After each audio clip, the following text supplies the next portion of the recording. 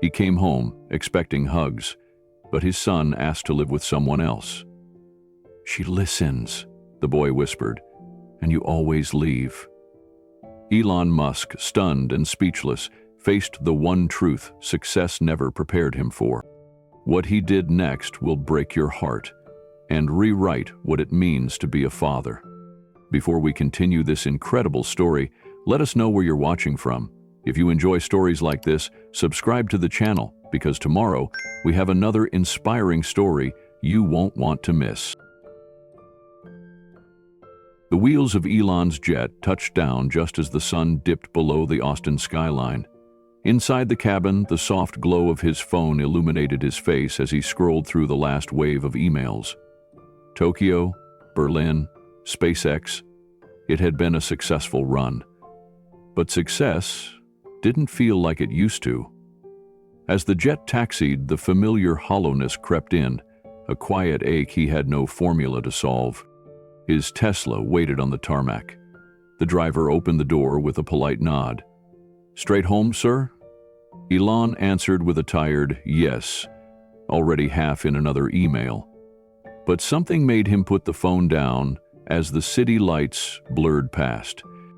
When the car pulled into his long, tree-lined driveway, the house was softly glowing, warm lights in the windows, curtains drawn just so, the hum of a life continuing without him. Maria greeted him at the door, calm and composed as always. "Welcome home, Mr. Musk. X is in the playroom." Elon thanked her and walked through the still house, each step echoing the quiet. He paused at the doorway. There was X cross-legged on the floor, building a robot from the kit Elon had sent from Japan. Focused, silent. "Hey, buddy," Elon said softly. X looked up. "Hi, Dad." No smile, no leap, just words. Elon managed a gentle smile. "Let's have dinner." "I already ate," X replied, eyes back on the robot. Elon sat on the edge of his son's bed, holding a storybook open on his lap. The pages felt stiff in his hands, the words flat in his voice. He read the space adventure slowly, carefully, watching X out of the corner of his eye. The boy lay beneath neatly tucked covers, his face serious, his gaze drifting. This was their time, wasn't it? But the bond felt borrowed, like he was performing a role someone else had perfected. When the story ended, Elon leaned down to kiss his son's forehead. "Good night, X. I'm glad to be home with you." X looked up, his voice steady, not angry or dramatic, just honest. "I want to live with Maria. Not because I don't love you, but because she listens and you always leave." The words didn't shout, but they landed with the weight of a thunderclap. Elon froze, caught in the dim light of the star-shaped nightlight. He opened his mouth to explain, to defend, but nothing came out. He simply nodded. "We'll talk more tomorrow," he whispered. X turned onto his side without another word. Elon stepped into the hallway and closed the door behind him. He stood there, stunned. He meant it, every word. Elon sat alone in his study long after X had fallen asleep. The house was silent, but his mind was anything but. He stared at a family photo on his desk, him holding a much younger X, both of them smiling. That smile. It felt like a memory from someone else's life. He leaned back, exhaustion pulling at him, but not from jet lag. This was deeper. His thoughts wandered, uninvited, to all the moments he'd missed. X's 4th birthday. He'd been on stage in Berlin unveiling a prototype. The video call had dropped mid-happy birthday. Maria had handled it, again. There were the missed bedtime calls during launch windows, the rushed morning drop-offs when he was preoccupied with emails, the promises to play later that always turned into maybe tomorrow. He had built rockets, companies, futures. But had he built anything that truly lasted between him and his son? His mother's voice echoed in his mind, soft but sharp. Being brilliant won't matter if you forget to be present. He had brushed off her warning at the time, too focused on goals. She had smiled sadly, as if she already knew. Now, sitting in the quiet aftermath of X's words, those moments struck with painful clarity. The gaps he thought he could fill with gifts or grand gestures were cracks in something far more fragile: trust. He pulled up footage from the home security system, a rare decision. Watching X and Maria from the weeks he'd been gone, the little routines, the shared laughter, the way she listened, truly listened, not just managing tasks, but nurturing a soul. The truth settled in like dust. He hadn't been replaced. He'd left the door open long enough for someone else to walk through and stay. Elon looked at the photo again and whispered, "How long have I been gone? Even while here?" Elon woke early despite barely sleeping. The sun had just begun to stretch across the eastern windows of the house, casting long golden rays through the quiet rooms. He sat in the kitchen, hands wrapped around a cup of black coffee that had gone cold. The folded blanket on the couch and the soft clink of dishes from the pantry meant Maria was already up. She always was. He didn't wait long before asking her to join him. She emerged with calm professionalism, her hair pulled back, her apron dusted with flour from preparing breakfast. "Maria," he said gently, motioning to the chair across from him. "Do you have a moment?" "Of course, Mr. Musk," she replied, setting down her towel. She sat, attentive as always, but there was a slight hesitation in her eyes. "I watched the footage," he began quietly. She blinked. "I see. I wasn't spying on you," he added quickly, holding up a hand. I needed to see what I'd been missing. Not just the routines, but the way you're with him. The way he looks at you." Maria said nothing. She folded her hands and waited. "I've built rockets that can land themselves," Elon continued, the edge of emotion sharpening his voice.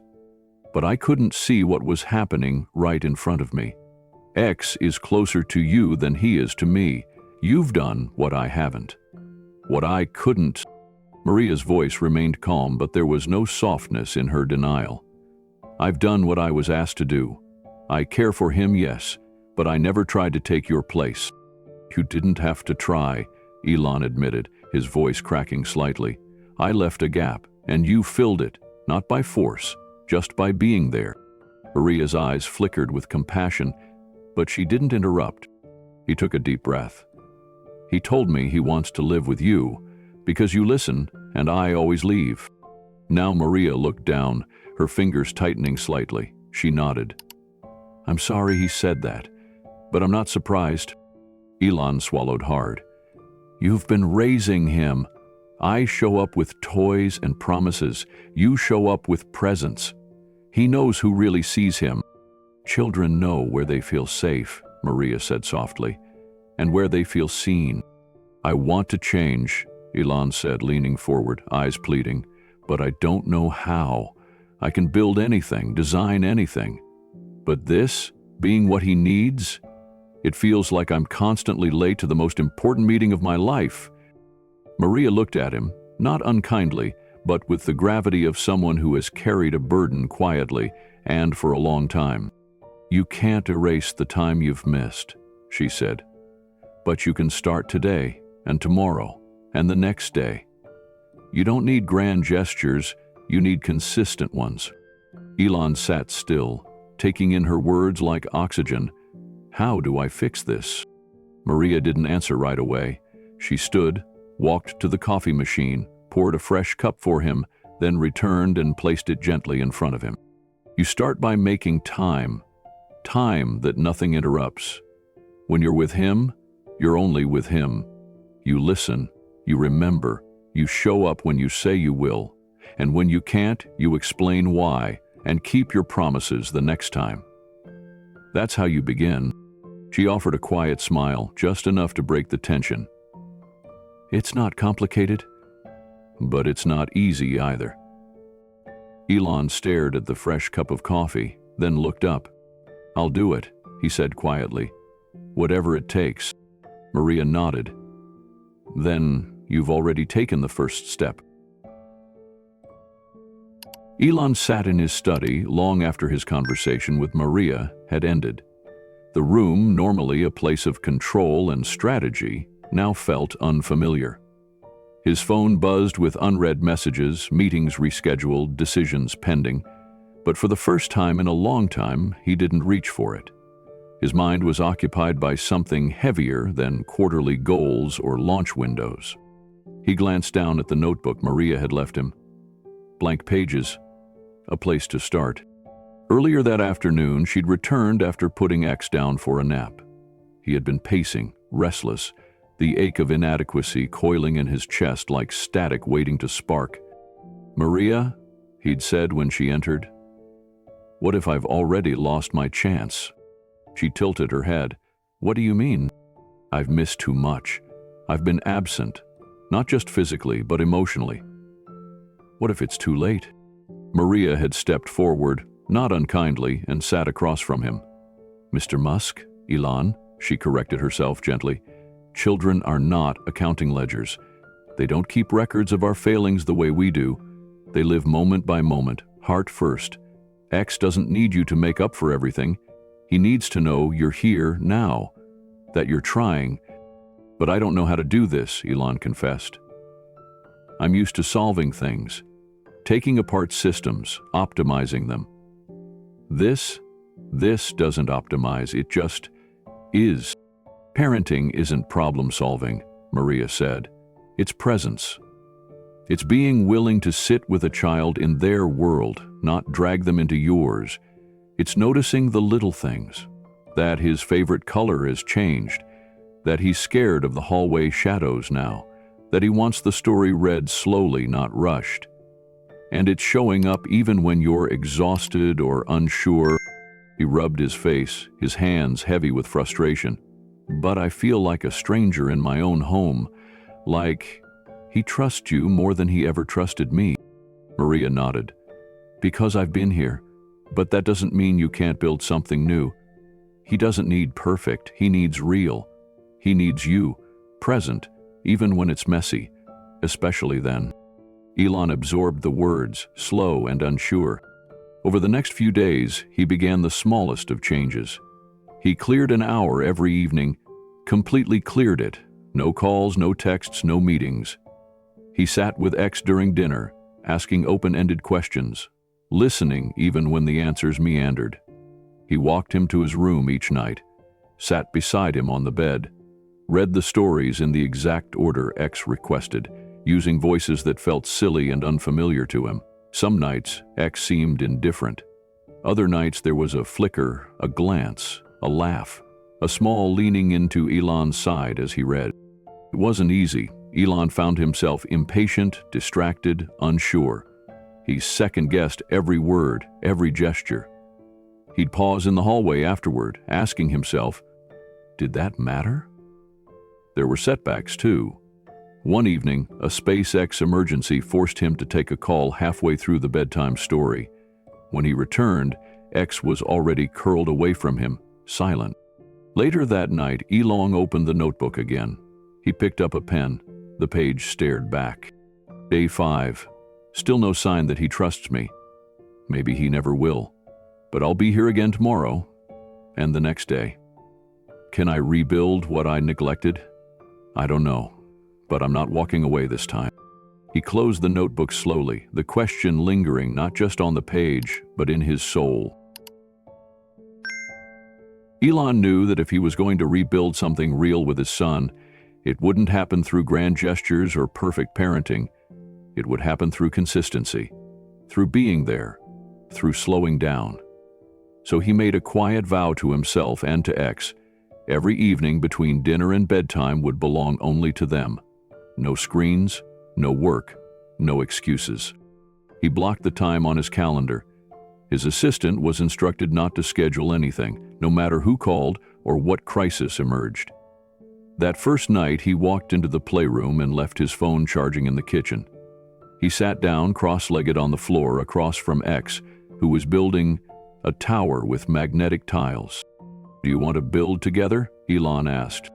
X looked up, slightly surprised. "You don't have your phone?"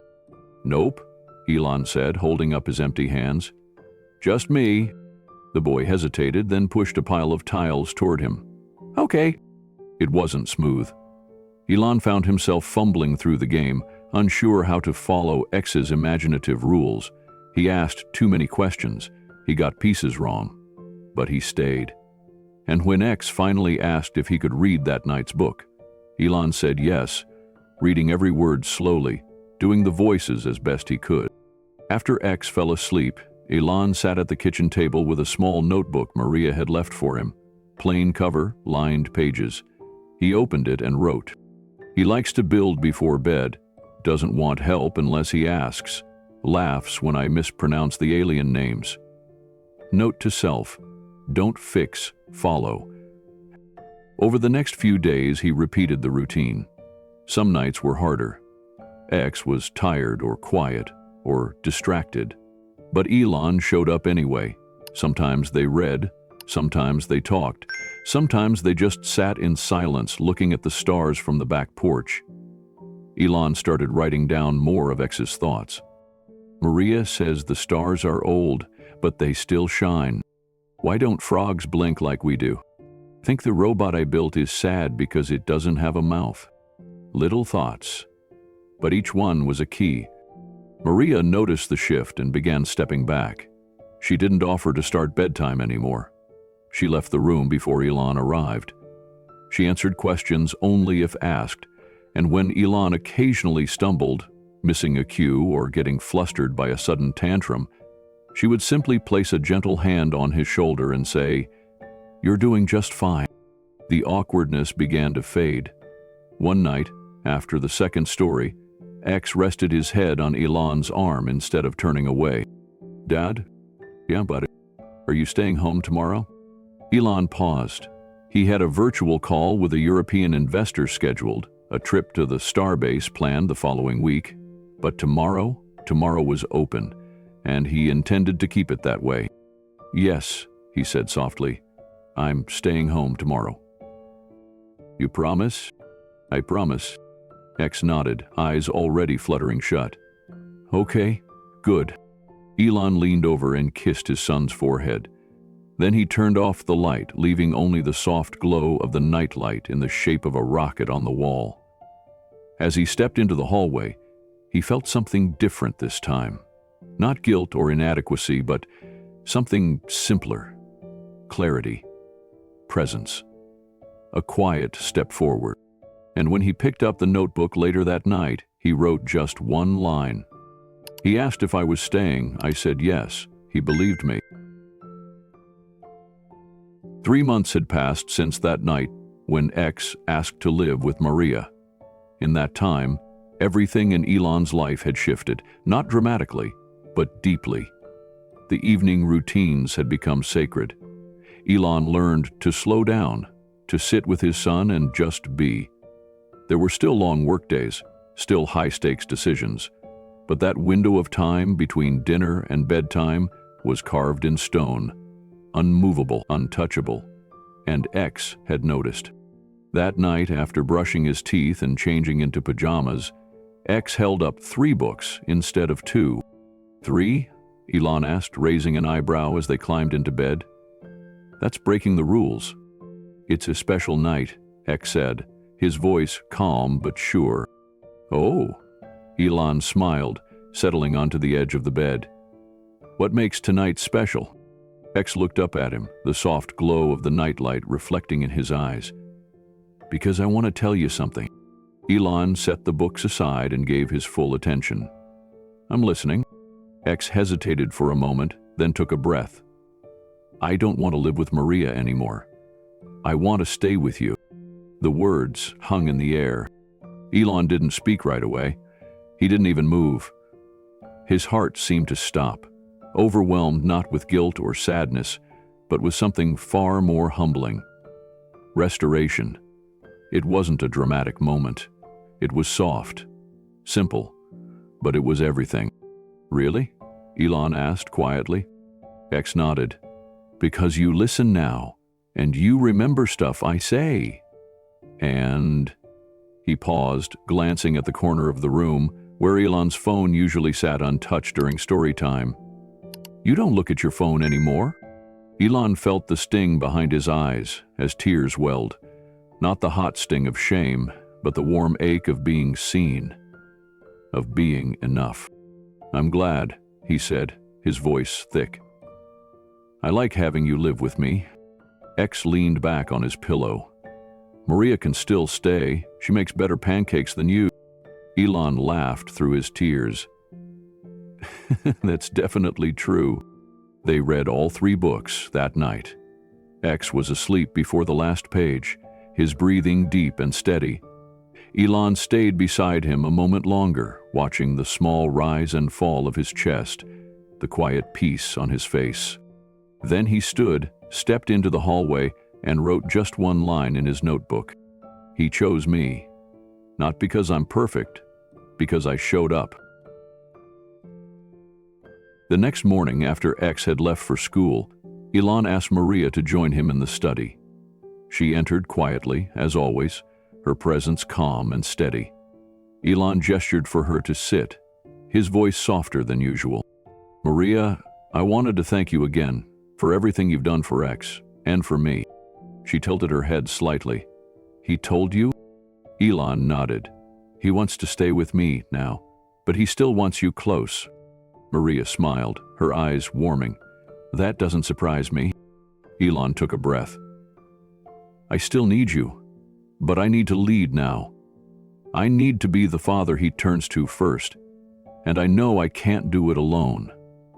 I'd like to keep working with you, but in a new way, less about filling in for me, and more about helping me do this right." Maria placed a hand gently on the table. "Mr. Musk, he has room in his heart for both of us. He doesn't need either of us to be perfect, just present. You're not replacing anything. You're building something." Elon looked at her with gratitude. "That's what I want to do, build something that lasts." That evening, when the front door opened and X returned from school, his backpack slightly askew and hair ruffled from the ride, he didn't pause or hesitate. He ran straight to Elon, launching into his arms with all the energy and joy of a child who feels safe, wanted, and known. "Dad, we learned about rockets today. I told them your rocket is going to take people to Mars." Elon smiled, holding him tight. "That's right. And one day, you might help me build the next one." X's eyes widened. "Can I really?" Elon nodded. "Absolutely." And as he carried his son toward the kitchen for their after-school snack, Elon whispered quietly to himself, "This is my most important project."